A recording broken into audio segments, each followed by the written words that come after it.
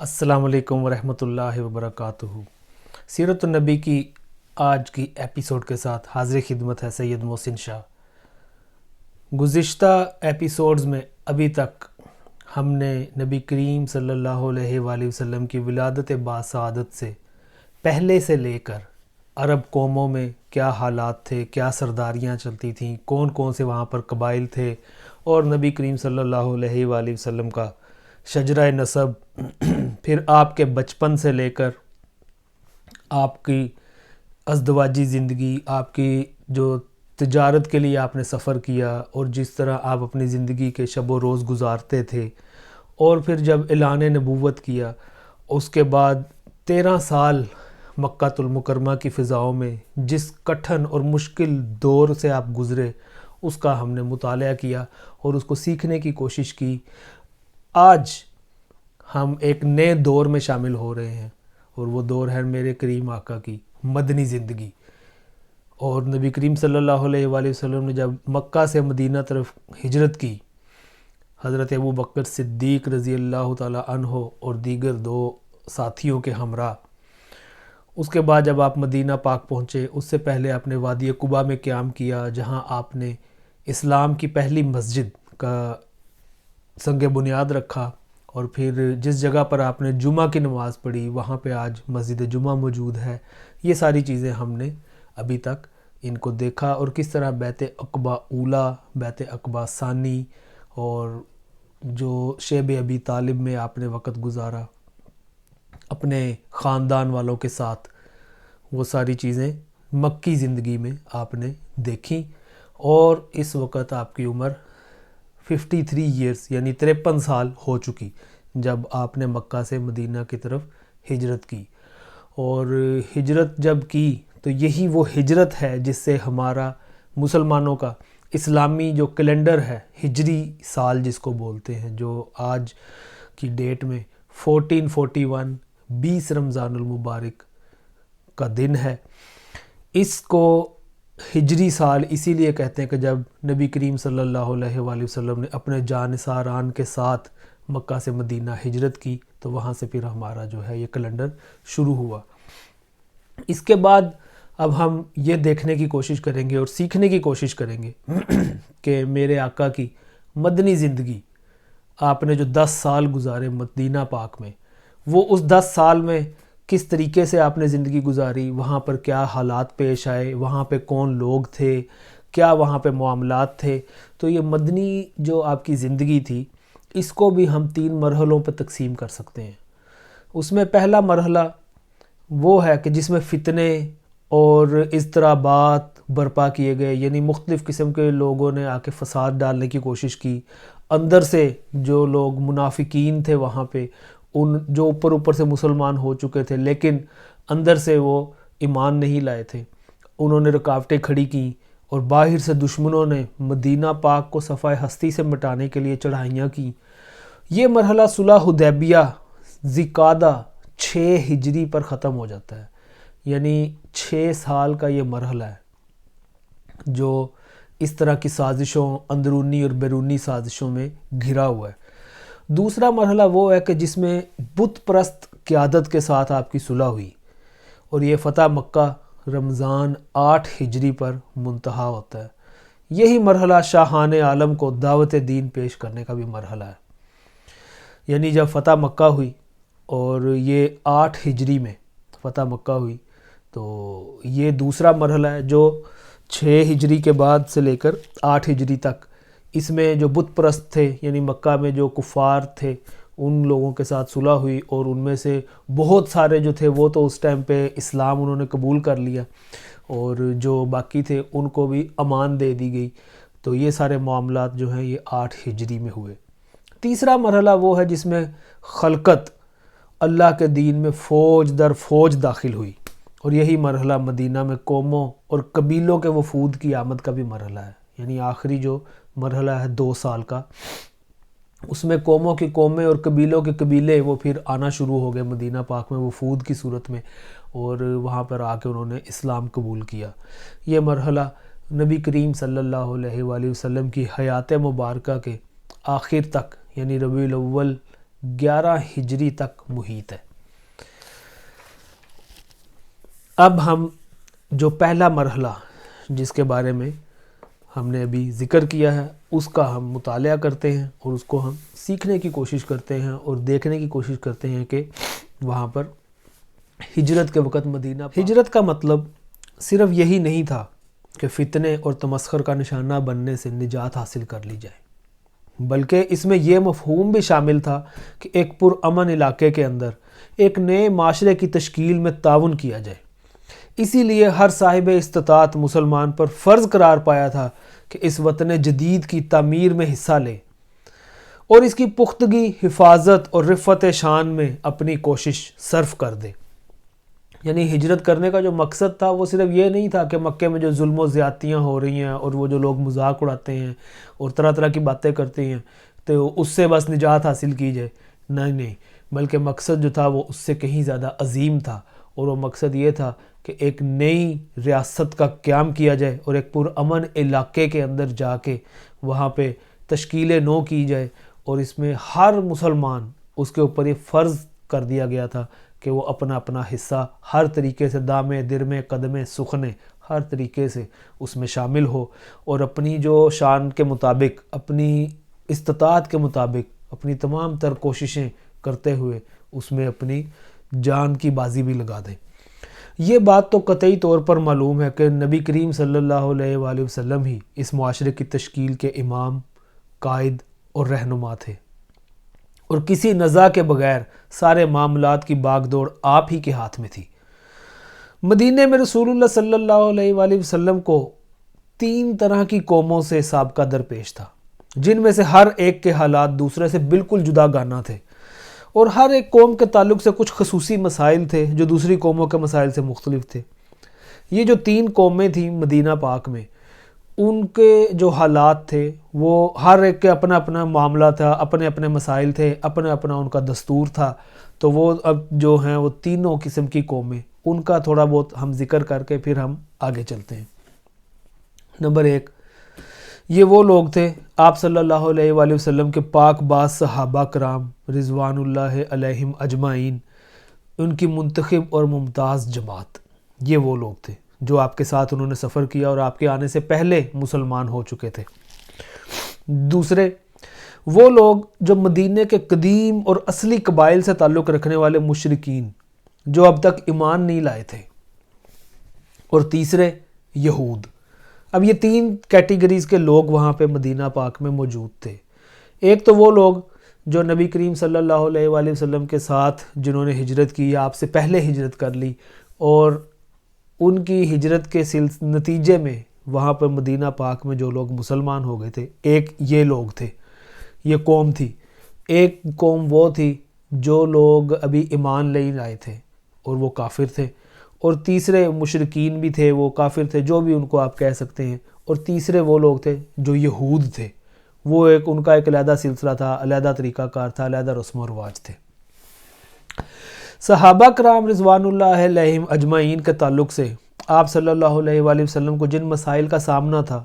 ان کی توضیح یہ ہے کہ ان کے لیے مدینے کے حالات مکے کے حالات سے قطعی طور پر مختلف تھے۔ مکے میں اگرچہ ان کا کلمہ ایک تھا اور ان کے مقاصد بھی ایک تھے، مگر وہ خود مختلف گھرانوں میں بکھرے ہوئے تھے اور مجبور و مقہور اور ذلیل اور کمزور تھے۔ یعنی جو غریب صحابہ تھے ان کے ساتھ جو زیادتیاں اور ظلم و زیادتیاں ہوتی تھیں وہ وہاں پہ مکہ میں سب کچھ ہوتا تھا۔ ان کے ہاتھ میں کسی طرح کا کوئی اختیار نہ تھا، سارے اختیارات دشمنان دین کے ہاتھوں میں تھے، اور دنیا کا کوئی بھی انسانی معاشرہ جن اجزاء اور لوازمات سے قائم ہوتا ہے، مکہ کے مسلمانوں کے پاس وہ اجزاء سرے سے تھے ہی نہیں کہ ان کی بنیاد پر کسی نئے اسلامی معاشرے کی تشکیل کر سکے۔ اس لیے ہم یہ دیکھتے ہیں کہ مکی صورتوں میں صرف اسلامی مبادیات کی تفصیل بیان کی گئی ہے، اور صرف ایسے احکامات نازل کیے گئے ہیں جن پر ہر آدمی تنہا عمل کر سکتا ہے۔ یعنی اگر ہم قرآن پاک کا جائزہ لیں تو جو مکی آیات ہیں ان میں جو حکم نازل ہوئے ہیں وہ اس طرح کے احکامات نازل کیے تھے اللہ تعالیٰ نے کہ وہ ہر آدمی اس پہ اکیلا تنہا اس پہ عمل کر سکتا ہے۔ مطلب کوئی ایسے احکامات نہیں تھے کہ جماعت کے طور پہ اس پہ عمل کیا جائے یا پوری جماعت کو مخاطب کر کے کہا جائے یا جو بھی، اس طرح کے احکامات نہیں تھے۔ اس کے علاوہ جو مکی آیات ہیں ان میں نیکی کی بھلائی اور مکارم اخلاق کی ترغیب دی گئی اور رذیل و ذلیل کاموں سے بچنے کی تاکید کی گئی۔ اس کے برخلاف مدینے میں مسلمانوں کی زمام کار پہلے ہی دن سے خود ان کے اپنے ہاتھ میں تھی، ان پر کسی دوسرے کا تسلط نہ تھا۔ اس لیے اب وقت آ گیا تھا کہ مسلمان تہذیب و عمرانیات، معاشیات و اقتصادیات، سیاست اور حکومت، صلح و جنگ کے مسائل کا سامنا کریں اور ان کے لیے حلال و حرام اور عبادات و اخلاق وغیرہ مسائل زندگی کی بھرپور تنفیح کی جائے۔ تو اب جب مدینہ پاک میں آئے مسلمان تو وہاں پہ کیونکہ پہلے ہی دن سے جو سارا انتظام و انصرام تھا وہ ان کے ہاتھ میں تھا، نبی کریم صلی اللہ علیہ وآلہ وسلم کے ہاتھ میں باغ دوڑ تھی، تو اب جو موقع تھا وہ یہ تھا کہ ہر طرح کا پولیٹکس، معاشی اور اکنامیکل اور معاشرتی سوسائٹی میں کیا کرنا ہے اور تہذیب کس طرح چلانی ہے، کیا جو دائرہ کار ہے مسلمانوں کے لیے، جو حدود و قیود کیا ہیں، وہ سارے معاملات جو ہیں اب اللہ تعالیٰ نے وہ نازل فرمائی مدنی آیات میں۔ تو وقت آ گیا تھا کہ مسلمان ایک نیا معاشرہ یعنی اسلامی معاشرہ تشکیل کریں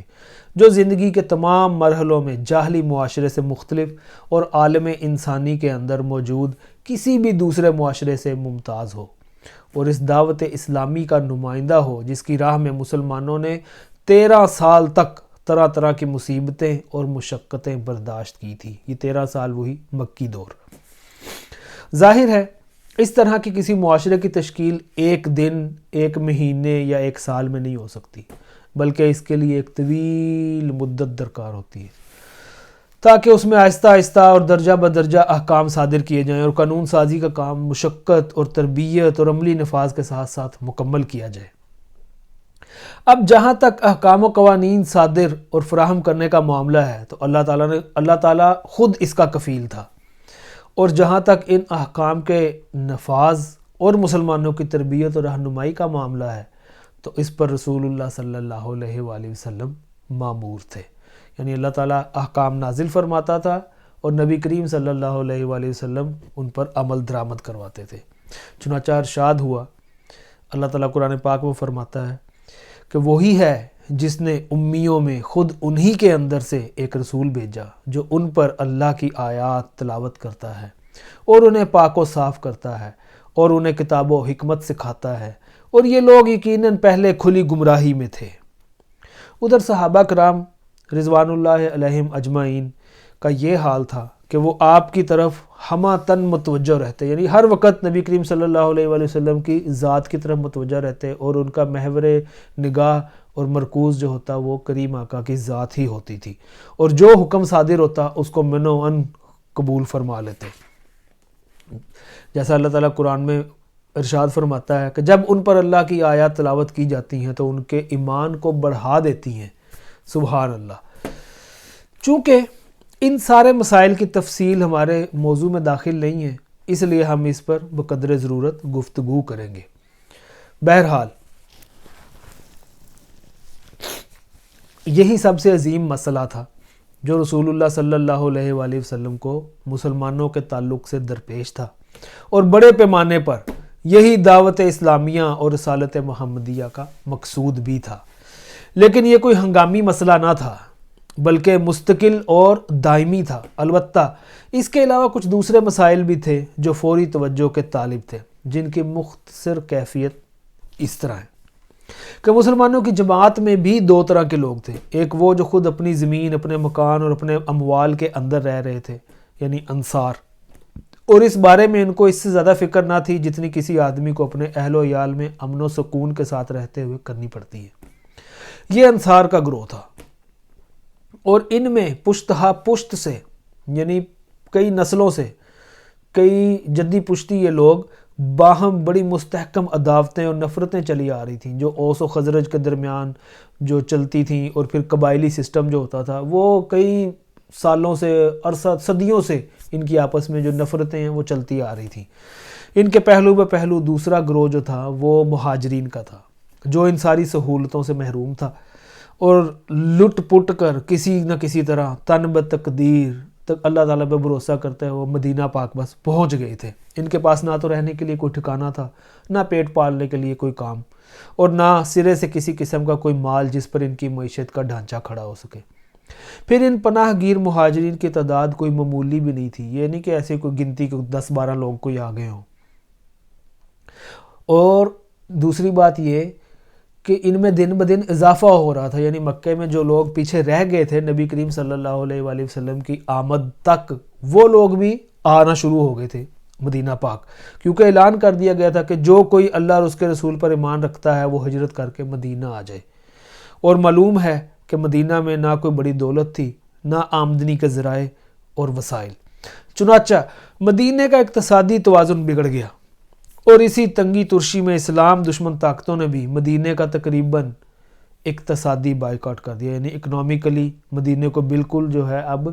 ہر طرف سے بائیکاٹ ہو گیا، یعنی اس پہ سینکشنز لگ گئی۔ جیسے آج کی زبان میں اگر ہم کہیں تو وہ کسی کنٹری پہ جو سینکشنز لگ جاتی ہیں کہ اس کے ساتھ تجارت نہیں ہوگی، وہ ایکسپورٹ نہیں کر سکتا، وہ آئل نہیں نکال سکتا، وہ جہاز گزریں گے تو اس کا ٹیکس نہیں لے سکتا، تو وہ مدینہ شریف پہ اس وقت یہ حالات تھے کہ اس پہ سینکشنز لگ گئیں، اور اس سے یہ ہوا کہ مدینہ پاک کی جو درآمدات تھیں وہ بند ہو گئی اور حالات انتہائی سنگین ہو گئے۔ یہ تو تھی پہلی طرح کی قوم جس میں مہاجرین بھی تھے، انصار بھی تھے، اور وہ مسلمان تھے۔ جو انصار تھے ان کے پاس تو رہنے کے لیے گھر بھی تھا، ان کے اپنا جو ہے کاروبار اور معاشی حالات وغیرہ ٹھیک تھے۔ جو مہاجرین تھے ان کے ساتھ جو ہے وہ مسئلہ تھا کہ نہ رہنے کی جگہ ہے، نہ کوئی کاروبار کرنے کے لیے کوئی پیسہ ہے، نہ کوئی ذریعہ ہے، نہ کوئی ذرائع آمدن ہے، تو یہ بڑا ایک گمبھیر قسم کا مسئلہ تھا۔ اب دوسری قوم یعنی مدینہ کے اصل مشرک باشندے،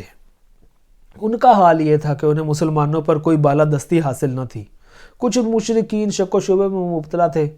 اور اپنے آبائی دین کو چھوڑنے میں تردد محسوس کر رہے تھے، لیکن اسلام اور مسلمانوں کے خلاف اپنے دل میں کوئی عداوت اور داؤ گھات نہیں رکھتے تھے۔ اس طرح کے لوگ تھوڑے ہی عرصے بعد مسلمان ہو گئے، یعنی یہ وہ لوگ تھے جو پہلے تو مسلمان نہیں ہوئے تھے، لیکن جب نبی کریم صلی اللہ علیہ وآلہ وسلم وہاں پہ تشریف لے آئے اور کچھ دن جب آپ کو وہاں پہ گزر گئے اور ایک وہاں پہ اسلامی معاشرے کی تشکیل شروع ہو گئی، تو یہ اس طرح کے لوگ تھے جو کچھ عرصے بعد انہوں نے پھر مسلمان ہونا شروع کر دیا، اور یہ لوگ بھی مسلمان ہونا شروع ہو گئے اور خالص اور پکے مسلمان ہوئے۔ اس کے برخلاف کچھ مشرکین ایسے تھے جو اپنے سینے میں رسول اللہ صلی اللہ علیہ وآلہ وسلم اور مسلمانوں کے خلاف سخت کینہ اور عداوت چھپائے ہوئے تھے، لیکن انہیں مد مقابل آنے کی جرت نہ تھی، بلکہ حالات کے پیش نظر آپ صلی اللہ علیہ وآلہ وسلم سے محبت و خلوص کے اظہار پر مجبور تھے۔ ان میں سر فہرست عبداللہ بن ابی، یہ وہ شخص ہے جس کو جنگ بواس کے بعد اپنا سربراہ بنانے پر اوس و خزرج نے اتفاق کر لیا تھا، حالانکہ اس سے قبل دونوں فریق کسی کی سربراہی پر متفق نہیں ہوئے تھے۔ عبداللہ بن ابی یہ وہ شخص ہے کہ اوس و خزرج کی جو آپس میں لڑائیاں ہوتی تھیں تو اس میں ایک جنگ ہوئی تھی جنگ بواس، اس جنگ بواس میں کافی قتل و غارت گری ہوئی، تو اس کے بعد انہوں نے پھر آپس میں بیٹھ کے اوس کے سرداروں نے اور خزرج کے سرداروں نے بیٹھ کے یہ فیصلہ کیا کہ ہم آپس میں صلح کر لیتے ہیں اور کسی ایک شخص کو مشترک سردار بنا لیتے ہیں، یعنی ایک شخص ہوگا جو دونوں قوموں کا سردار ہوگا، دونوں قبیلوں کا۔ تو وہ انہوں نے فیصلہ یہ کیا تھا کہ وہ شخص ہوگا عبداللہ بن ابی،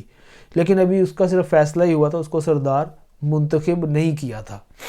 تو یہ جو بات ہوئی تو اس کے بعد کیا ہوا کہ ابھی اس کے لیے مونگوں کا تاج تیار کیا جا رہا تھا، یعنی ابھی تیاریاں ہو رہی تھی کہ اس کو باقاعدہ اس کی جو ہے تاج پوشی کی جائے گی، اس کو سردار چنا جائے گا اور مدینے کا بادشاہ جو ہے وہ بن جائے گا،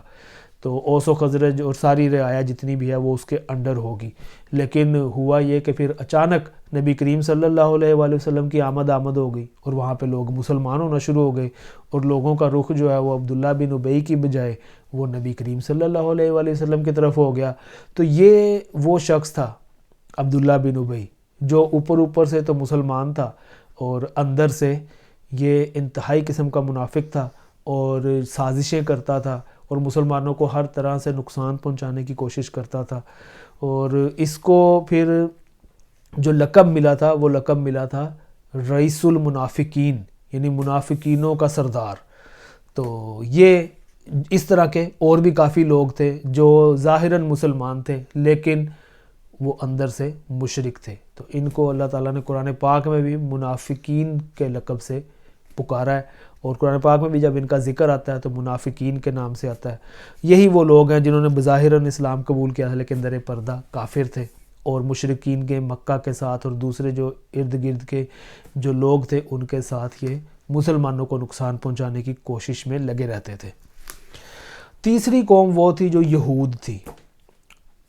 یہ لوگ اشوری اور رومی ظلم و جبر سے بھاگ کر حجاز میں پناہ گزین ہوئے تھے. اب حجاز جو ہے یہ مکہ اور مدینہ کا جو علاقہ ہے اس کو حجاز کہتے ہیں، اور یہ حجاز اس کا نام کافی پہلے سے چلتا آ رہا ہے. تو یہ یہود جو تھے یہ رومیوں سے بچ کے، ان کے ظلم و تشدد سے بچ کے یہاں پہ آ کے مدینہ اور اس کے اطراف میں ڈیفرنٹ جو قبائل کی صورت میں یہ بیٹھ گئے تھے اور وہاں پہ یہ رہتے تھے یہ وہ لوگ. اور در حقیقت یہ لوگ عبرانی تھے، لیکن حجاز میں پناہ گزین ہونے کے بعد ان کی وضاقتہ، زبان اور تہذیب وغیرہ بالکل عربی رنگ میں رنگی گئی تھی. یہاں تک کہ ان کے قبیلوں اور افراد کے نام بھی عربی ہو گئے تھے، اور ان کے اور عربوں کے آپس میں شادی بیاہ کے رشتے بھی قائم ہو چکے تھے. لیکن ان سب کے باوجود ان کی نسلی عصبیت برقرار تھی، اور وہ عربوں میں مدغم نہ ہوئے تھے بلکہ اپنی اسرائیلی یہودی قومیت پر فخر کرتے تھے. عربوں میں مدغم نہ ہوئے تھے کا مطلب یہ ہوتا ہے کہ ان کے ساتھ مکس نہیں ہوئے تھے، شادیاں کر لیتے تھے لیکن اپنے جو ان کو ایک گھمنڈ تھا اور فخر تھا کہ ہم اسرائیلی ہیں اور ہم یہودی ہیں، اس قومیت پہ وہ فخر کرتے تھے. یہ یہودی وہ لوگ تھے، اور عربوں کو یہ انتہائی حقیر سمجھتے تھے، حتیٰ کہ انہیں امی کہتے تھے، امی،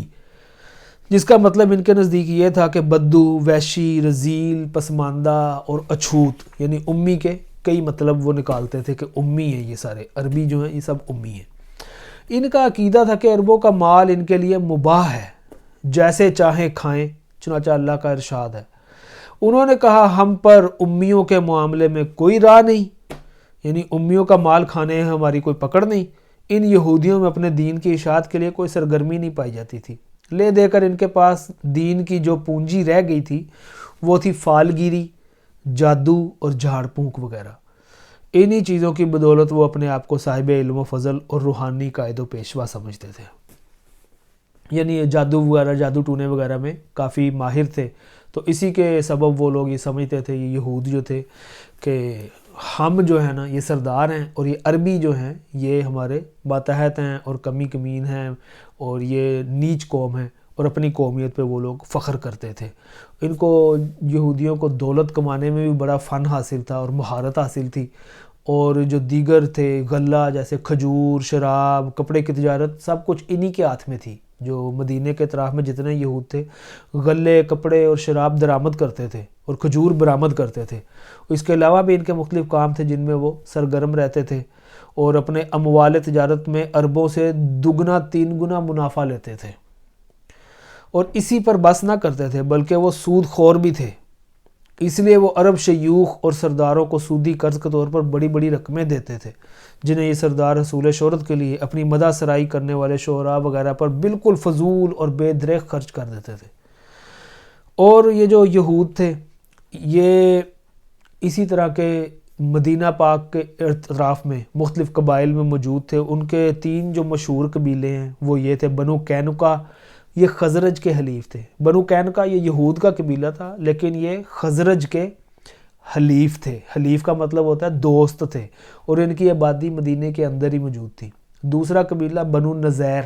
اور تیسرا قبیلہ بنو قریظہ یا بنو قریظہ تیسرا قبیلہ جو یہود کا تھا وہ تھا بنو قریظہ. یہ دونوں قبیلے بھی اوس کے حلیف تھے. بنو نذیر اور بنو قریظہ یہ اوس کے حلیف تھے، اور جو بنو قینقاع یہ خزرج کے حلیف تھے. جو اوس اور خزرج جو 2 بڑے قبائل جو مشرکین کے وہاں پائے جاتے تھے، اس میں یہودیوں کے جو 3 قبائل تھے مین، وہ ایک خزرج کے حلیف تھے اور 2 اوس کے حلیف تھے، اور ان دونوں کی آبادی مدینے کے اطراف میں تھی. ایک مدت سے یہی قبائل اوس و خزرج کے درمیان جنگ کے شعلے بھڑکا رہے تھے اور جنگ بواس میں اپنے اپنے حلیفوں کے ساتھ خود بھی شریک ہوئے تھے۔ اب یہی جو ساری باتیں ہیں یہ مدینہ پاک کے جو حالات تھے نبی کریم صلی اللہ علیہ وآلہ وسلم کی آمد کے وقت، یہ وہاں پہ 3 طرح کی قومیں تھیں۔ ان 3 طرح کی قوموں کے میں نے آپ کے سامنے جو ہیں حالات وہ مختصراً بیان کر دیے، اور یہ سارے جو حالات ہیں اس سے ہمیں یہ پتہ چلتا ہے کہ نبی کریم صلی اللہ علیہ وآلہ وسلم کو ڈیفرنٹ یعنی مختلف قسم کے وہاں پہ معاملات کا سابقہ پیش آیا۔ یہود کو جب سے یہ معلوم ہوا تھا کہ اسلامی دعوت یثرب میں اپنی جگہ بنانا چاہتی ہے، تب ہی سے انہوں نے ان ساری باتوں کو اپنے حساب میں داخل کر رکھا تھا، یعنی کہ آپس میں لڑائیاں کرانا اور سازشیں بننا اور اوس و خزرج کو ایک دوسرے کے خلاف بھڑکانا، ان ساری باتوں کو انہوں نے اپنے پاس داخل کر لیا تھا، یعنی اپنا معمول بنا لیا تھا۔ اسی لیے یثرب میں رسول اللہ صلی اللہ علیہ وآلہ وسلم کی آمد کے وقت ہی سے یہود کو اسلام اور مسلمانوں سے سخت عداوت ہو گئی تھی، اگرچہ وہ اس کے مظاہرے کی جسارت خاصی مدت بعد کر سکے۔ اس کیفیت کا بہت صاف صاف پتہ ابن اسحاق کے بیان کیے ہوئے ایک واقعے سے لگتا ہے۔ ان کا ارشاد ہے کہ مجھے ام المومنین حضرت صفیہ بنت ہوئی بن اخطب رضی اللہ عنہا سے یہ روایت ملی ہے کہ انہوں نے فرمایا، میں اپنے والد اور چچا ابو یاسر کی نگاہ میں اپنے والد کی سب سے چہیتی اولاد تھی۔ یہ ام المومنین حضرت صفیہ بنت ہوئی بن اخطب، یہ ہوئی بن اخطب جو ہے یہ یہودیوں کا ایک سردار تھا، اس کی بیٹی تھی جو بعد میں مسلمان ہوئی۔ نبی کریم صلی اللہ علیہ وآلہ وسلم نے ان کے ساتھ شادی کی، وہ یہ فرما رہی ہیں، اور اس کو ابن اسحاق نے اپنے اس میں تفسیر جو لکھی اور سیرت جو لکھی ہے اس میں انہوں نے یہ بیان کیا واقعے کو۔ وہ ام المومنین حضرت صفیہ رضی اللہ عنہا فرماتی ہیں کہ میں اپنے والد اور چچا ابو یاسر کی نگاہ میں اپنے والد کی سب سے چہیتی اولاد تھی۔ میں چچا اور والد سے جب کبھی ان کی کسی بھی اولاد کے ساتھ ملتی تو وہ اس کی بجائے مجھے ہی اٹھاتے۔ جب رسول اللہ صلی اللہ علیہ وآلہ وسلم تشریف لائے اور قبا میں بنو عمرو بن عوف کے یہاں نزول فرما ہوئے تو میرے والد یعنی ہوئی بن اخطب اور میرے چچا ابو یاسر آپ کی خدمت میں صبح تڑکے حاضر ہوئے اور غروب آفتاب کے وقت واپس آئے، بالکل تھکے ماندے، گرتے پڑتے، لڑکھڑاتی چال چلتے ہوئے۔ میں نے حسب معمول چہک کر ان کی طرف دوڑ لگائی، لیکن انہیں اس قدر غم تھا کہ بخدا دونوں میں سے کسی نے بھی میری طرف دیکھا بھی نہیں، اور میں نے اپنے چچا کو سنا وہ میرے والد ہوئی بن اخطب سے کہہ رہے تھے، کیا یہ وہی ہے؟ انہوں نے کہا، ہاں خدا کی قسم۔ چچا نے کہا، آپ انہیں ٹھیک ٹھیک پہچان رہے ہیں؟ والد نے کہا، ہاں۔ چچا نے کہا، تو اب آپ کے دل میں ان کے متعلق کیا ارادے ہیں؟ والد نے کہا، عداوت، خدا کی قسم جب تک زندہ رہوں گا اس سے دشمنی کروں گا۔ یعنی نبی کریم صلی اللہ علیہ وآلہ وسلم کے بارے میں یہ ہوئی بن اخطب اور اس کے بھائی کا مکالمہ حضرت صفیہ بیان کر رہی ہیں۔ اسی کی شہادت صحیح بخاری کی اس روایت سے بھی ملتی ہے جس میں حضرت عبداللہ بن سلام رضی اللہ تعالیٰ عنہ کے مسلمان ہونے کا واقعہ بیان کیا گیا ہے۔ انہوں نے بھی اسی طرح کی بات جو ہے وہ ساری روایت کی، اور یہ سارا جو معاملہ تھا نبی کریم صلی اللہ علیہ وآلہ وسلم کے پاس جب یہ آیا ہوئی بن اخطب اور اس کا بھائی، وہ لوگ جب ابو یاسر قبا میں جب نبی کریم صلی اللہ علیہ وآلہ وسلم تھے تو وہاں پہ آیا، وہاں پہ وہ آ کے ملا، عبداللہ بن سلام بھی وہاں پہ آئے اور وہ مسلمان ہوئے رضی اللہ تعالیٰ عنہ، تو انہوں نے بھی یہ سارے واقعات جو ہیں وہ بیان کیے، اور یہی جو سارے معاملات ہیں یہ مدینہ پاک میں آپ صلی اللہ علیہ وآلہ وسلم کو ان سے جو نیا اسلامی معاشرہ جو تشکیل دینا تھا، اس تشکیل دینے سے پہلے جو مدینہ پاک کے حالات تھے وہ کچھ اس طرح کے تھے کہ یہود جو تھے وہ آپ کے مخالف تھے، انتہائی قسم کے مخالف تھے اور کھلم کھلا دشمنی کرتے تھے، لیکن ان کے پاس یہ جسارت نہیں تھی کہ حملہ کر سکیں یا کسی طرح کا نقصان پہنچا سکیں۔ مشرکین جو تھے ان میں بھی 2 طرح کے لوگ تھے، کچھ تو وہ تھے جو کچھ عرصے بعد مسلمان ہو گئے، اور کچھ وہ تھے جو مسلمان تو ہوئے، نام کے مسلمان ہوئے، لیکن وہ منافقین بن گئے، اور تیسرے وہ لوگ تھے جو نبی کریم صلی اللہ علیہ وآلہ وسلم پر ایمان لا چکے تھے اور مسلمان تھے۔ ان میں مہاجرین ان کی حالت اور طرح کی تھی، انصار ان کی حالت اور طرح کی تھی۔ یہ تو تھا سارا معاملہ مدینہ پاک میں 3 طرح کے جو گروتھ ہے ان کا، اور اس کے بعد ہم یہ دیکھیں گے کہ نبی کریم صلی اللہ علیہ وآلہ وسلم نے اب نیا ایک معاشرہ جو تشکیل دینا تھا وہ کس طریقے سے آپ نے تشکیل دیا۔ اس کے لیے میں آپ سے اب تک کے لیے اجازت چاہوں گا۔ آپ نے اگر ہمارا چینل سبسکرائب نہیں کیا تو اس کو سبسکرائب کر لیں، اور جو بیل کا آئیکن ہے اس کو دبا دیں تاکہ جو نئی آنے والی ویڈیو ہے وہ آپ کو مل سکے۔ السلام علیکم ورحمۃ اللہ وبرکاتہ۔